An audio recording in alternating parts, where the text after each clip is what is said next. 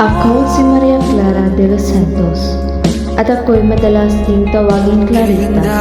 Ako ang nag-iisang anak nila Doña Pia, Alba at Kapitan Tiago. Tinaguri ang pinakamagandang bituin at nag-iisang mutya ng San Diego.